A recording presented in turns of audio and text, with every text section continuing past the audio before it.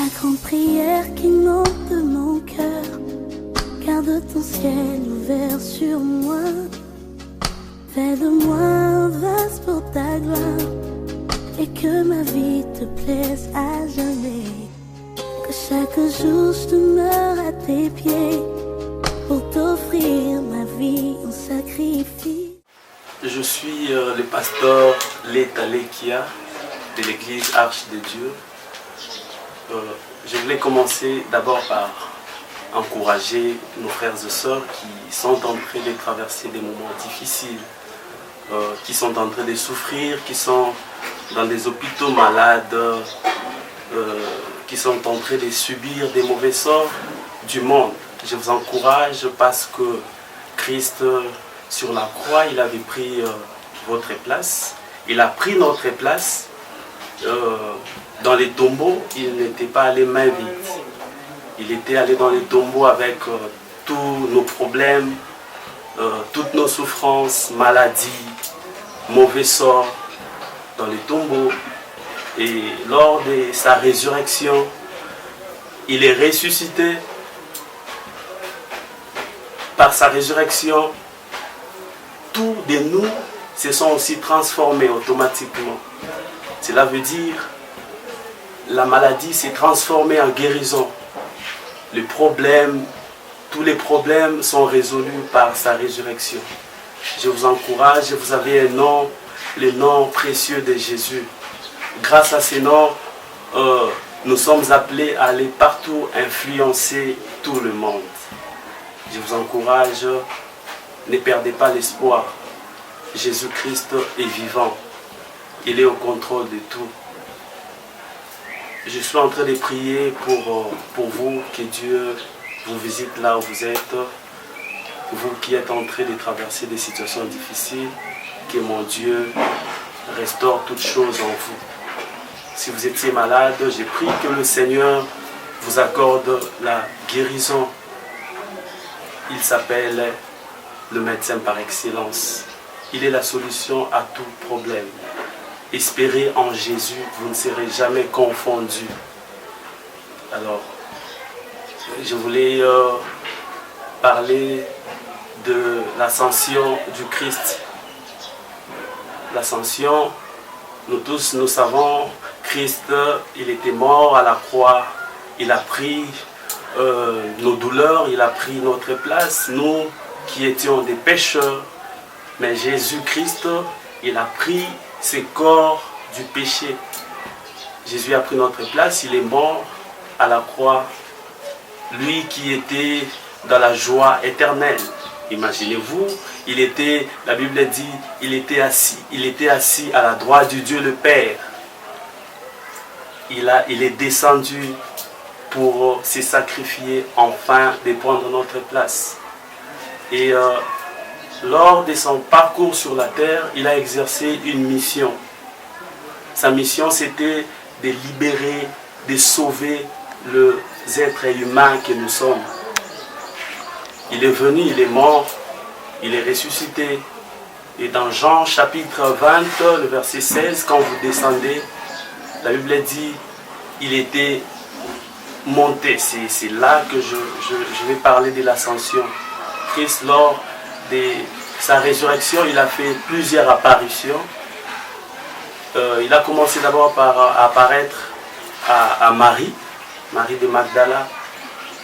Il a envoyé Marie pour aller dire, il a dit, allez dire à mes frères que je suis ressuscité. Je serai avec eux. Marie a pris cette bonne nouvelle pour aller annoncer aux disciples que Jésus-Christ n'est plus dans les tombeaux, il est ressuscité. Alors, Christ, il a exercé sa mission sur la terre. Il est mort, c'est maintenant en nous. Nous qui sommes disciples du Christ, nous qui ont accepté de suivre ce chemin de Jésus-Christ, nous devons continuer cette mission que Christ a fait.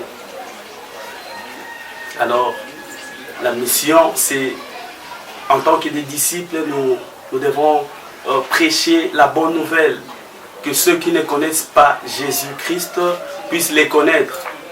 ceux qui sont dans les mondes, dans les péchés, nous devons leur faire connaître que dans ces mondes, nous sommes que des pèlerins. Un jour, nous sommes appelés à passer. Nous, avant d'exister, il y a ceux qui ont existé avant nous. Tous de ces mondes passeront. Nous devons continuer l'œuvre, continuer la mission que Christ a fait. Nous, en tant que disciples du Christ, la mission, c'est aussi prêcher la bonne nouvelle. Jésus, quand il était monté, la Bible dit, il est apparu aux disciples. Les disciples étaient dans une maison enfermée. Christ est apparu. Il est apparu. Il leur dit, Jésus-Christ a dit à ses disciples, comme moi j'ai exercé la mission de mon Père, vous aussi, voyez, je vous envoie pour faire la même mission que moi j'ai eu à faire. Christ nous envoie, nous qui sommes disciples. Mes frères et sœurs, vous qui êtes en train de me suivre maintenant là, nous devons évangéliser, prêcher la bonne nouvelle. Prêcher la bonne nouvelle. Que les gens qui sont ignorants, qui sont encore dans le monde, puissent accepter Christ comme Seigneur et Sauveur pour qu'un jour leurs âmes soient sauvées. Vous voyez, nous devons faire comprendre aux autres qui sont en train de rêver qu'un jour nous allons passer, un jour nous allons mourir. Et la plus bonne chose, c'est ce que après notre mort, que nous puissions passer notre éternité dans la gloire éternelle. Vous voyez, rappelez-leur qu'il n'y a que 2 places quand nous mourrons. C'est soit dans l'enfer ou dans la gloire de Dieu, dans le paradis. Et voyez, nous devons leur faire comprendre que dans l'enfer, là-bas, la Bible dit, c'est les grincements des dents. Les grincements des dents. Alors nous devons prêcher la bonne nouvelle pour que les gens reviennent en Christ.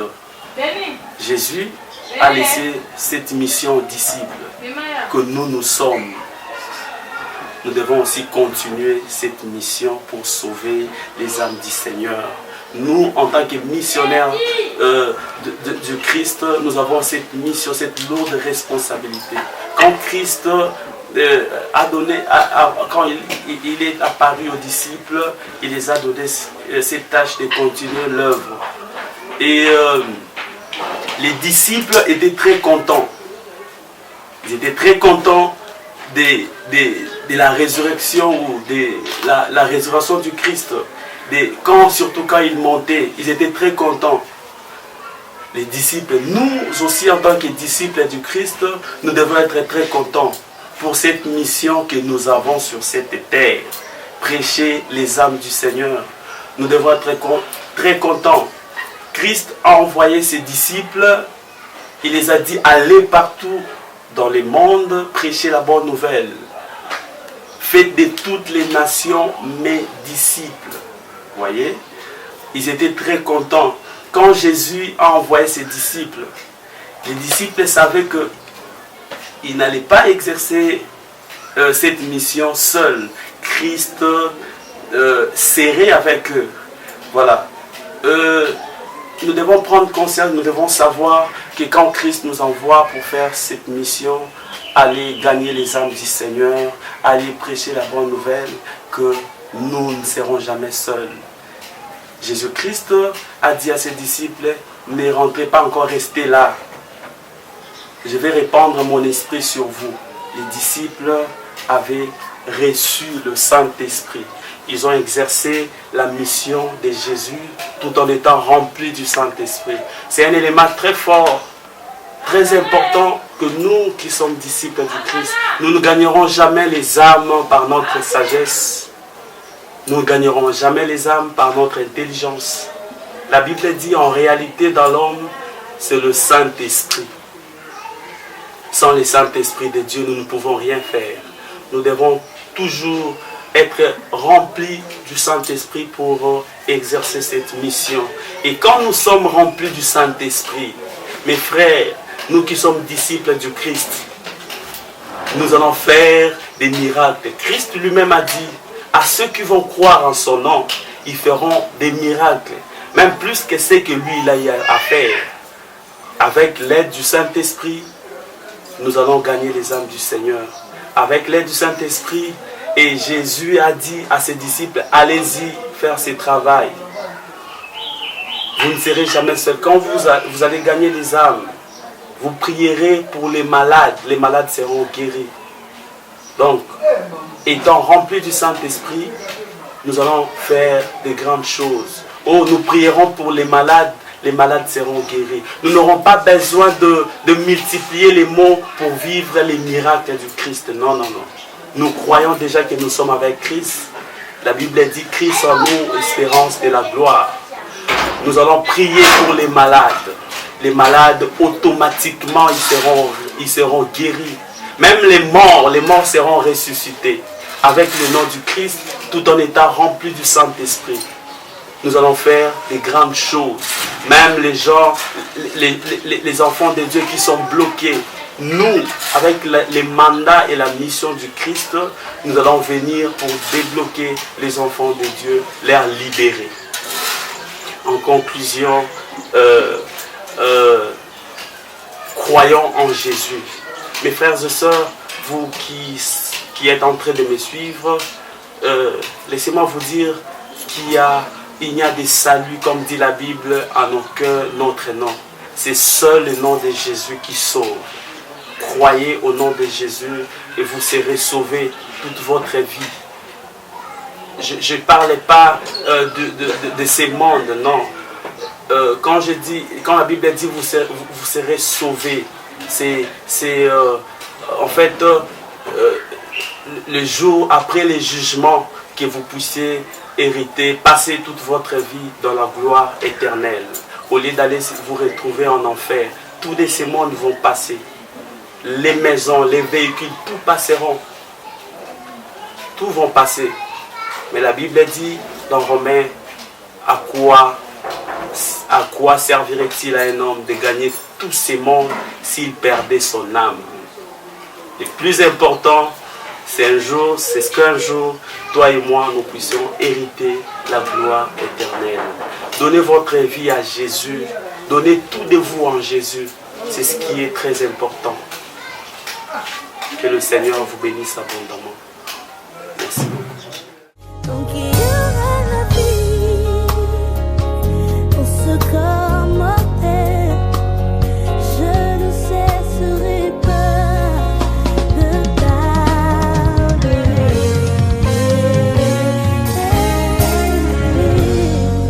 Chante avec nous la grande prière. La grande prière qui monte de mon cœur. Garde ton ciel. Garde ton ciel ouvert sur moi.